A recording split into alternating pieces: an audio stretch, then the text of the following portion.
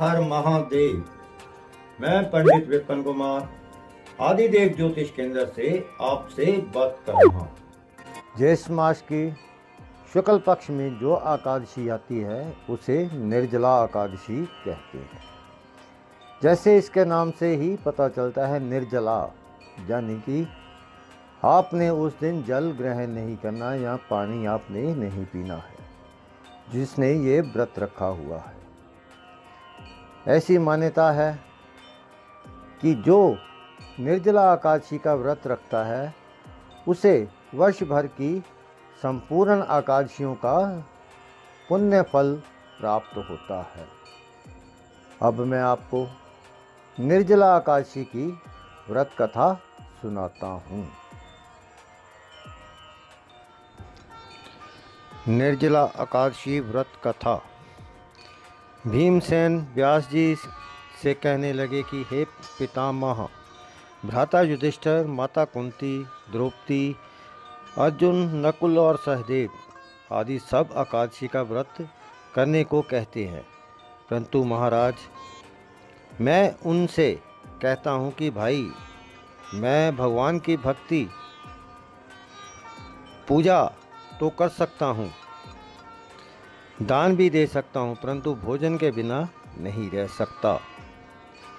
इस पर व्यास जी कहने लगे, हे भीमसेन, यदि तुम नरक को बुरा और स्वर्ग को अच्छा समझते हो तो प्रति मास की दोनों एकादशियों को अन्न मत खाया करो। भीम कहने लगे, हे पितामह, मैं तो पहले ही कह चुका हूँ कि मैं भूख सहन नहीं कर सकता।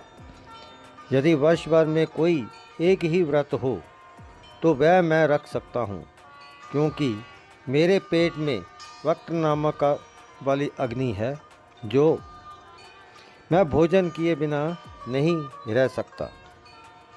भोजन करने से वह शांत रहती है, इसीलिए पूरा उपवास तो क्या, एक समय भी बिना भोजन के नहीं रह सकता। अतः आप मुझे कोई ऐसा व्रत बताएं जो वर्ष में केवल एक बार ही करना पड़े और मुझे स्वर्ग की प्राप्ति हो जाए। श्री वेद व्यास जी कहने लगे, हे पुत्र, बड़े बड़े ऋषियों ने बहुत शास्त्र आदि बनाए हैं, जिनमें बिना धन के थोड़े परिश्रम से ही स्वर्ग की प्राप्ति हो सकती है। इसी प्रकार शास्त्रों में दोनों पक्ष की एकादशी का व्रत मुक्ति के लिए रखा जाता है।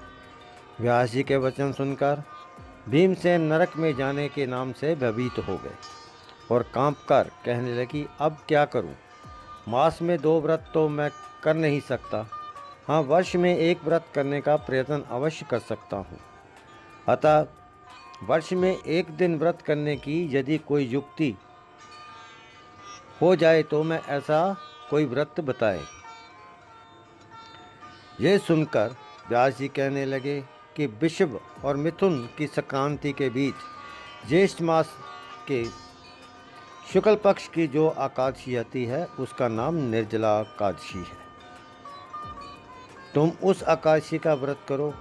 इस एकादशी के व्रत में स्नान और आचमन के सिवा जल वर्जित है। आचमन में 6 मास से अधिक जल नहीं लेना चाहिए, अन्यथा वह मद्यपान से के सदृढ़ हो जाता है। इस दिन भोजन नहीं करना चाहिए, क्योंकि भोजन करने से व्रत नष्ट हो जाता है। यदि एकादशी को सूर्योदय से लेकर द्वादशी के सूर्योदय तक जल ग्रहण ना करे तो उसे सारी एकादशियों का व्रत का फल प्राप्त होता है। द्वादशी को सूर्य से पहले उठकर स्नान आदि करके ब्राह्मणों का दान आदि देखना चाहिए। इसके पश्चात भूखे और सत्यपात्र ब्राह्मण को भोजन कराकर फिर आप भोजन कर लेना चाहिए। इसका फल पूरे 1 वर्ष की संपूर्ण एकादशियों के बराबर होता है। व्यास जी कहने लगे, हे भीम, ये मुझको स्वयं भगवान ने बताया है।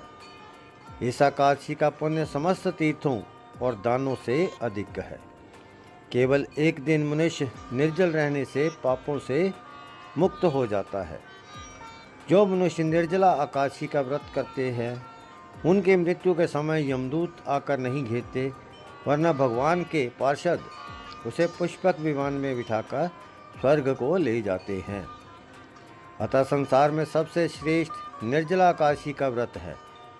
इसीलिए यत्न के साथ इस व्रत को करना चाहिए। उस दिन ओम नमो भगवते वासुदेवाय मंत्र का उच्चारण करना चाहिए और गोदान करना चाहिए। हे कुंती पुत्र, जो पुरुष या स्त्री श्रद्धापूर्वक इस व्रत को करते हैं उन्हें अग्निलिखित कर्म करने चाहिए।